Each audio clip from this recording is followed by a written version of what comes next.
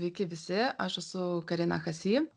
Esu baigusi mados bakalauro Danijoje, tačiau mažais žingsniais atradau UX UI dizainą ir nusprendžiau this is the match.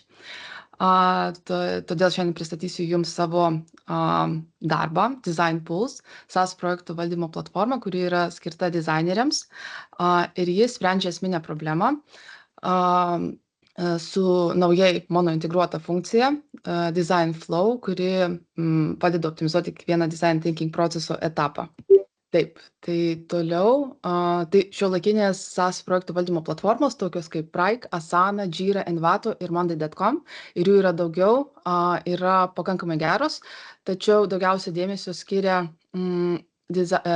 darbo eigos optimizavimui, kai dizaineriai ir freelanceriai ieško tokios platformos, kuri taip pat integruotų kiekvieną dizaino procesą, įrankius ir šablonus tam, kad valdyti savo klientų darbus.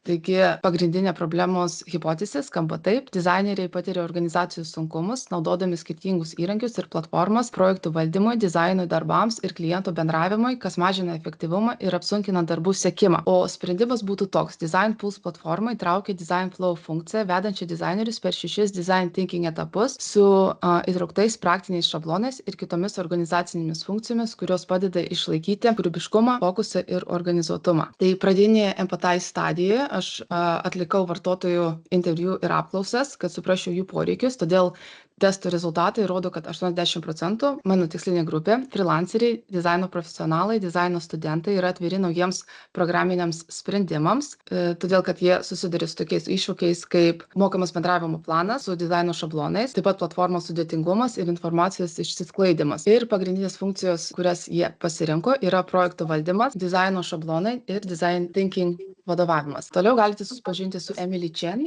Ji yra vizualinio identiteto dizainerė, kuri turi 7 metų patirtį ir labai mylite savo darbą. Ji sako, kartais susiduriant su ADHD iššūkiais, prarandu kryptį dizaino darbe, man reikalinga platforma, kuri padėtų išlaikyti fokusą ir tiksliai sekti mano dizaino procesą, turinti darbą palengvinančias funkcijas. Taip, toliau aš sukūriau moodboardą, taip pat pasidariau pirmosius wireframesus ir dizaino sistemą ir procesų metu viską testavau ir tobulinau. Ir čia matote, jog aš esu pasirinkus Poppins šriftą, nes jis yra modernus ir klasikinis pasirinkimas kiekvienai bet kuriai SaaS tipo svetainiai. Taip pat esu pasirinkusi mėlyną ir violetinę spalvas, todėl kad jos skatina kūrybiškumą, turi ramų poveikį ir padeda susikoncentruoti. Toliau matote, čia yra High Fidelity Homepage prototipas kartu su telefoninė versija, tačiau plačiau pristatysiu Jums savo naujai integruotą Design Flow funkciją. Tai čia matote mano pagrindinį darbo lauką, dashboardą, kuriame dizaineriai valdo savo projektus.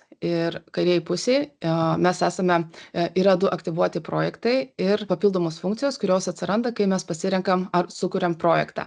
Kai nėra jokių projektų, šios funkcijos yra nematomos. Iš dešinės pusės matome Kanban View ir norėdami pasikeisti Kanban View galima tai padaryti per Control Panel ir išsirinkti bet kurį kitą view.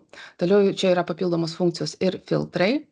Norėdami paslėpti savo meniu, galim paspausti ant rodyklytės čia ir vėl viską grąžinti. Kai mes atliekam kažkokį tais projektą, galim paspausti čia ir jis automatiškai pereina į kitą sekciją. Toliau mes galim pasirinkti Design Flow funkciją, kuri suteikia galimybę dirbti pagal Design Thinking procesą, kurį matome čia. Ir kiekvienas etapas turi savo darbo lauką kartu su mygtuku, per kurį galima susirasti atitinkamą dizaino šabloną. Ir kadangi mes esame empathize stadijoje, by default, galima jam išsišaukti vieną iš šablonų.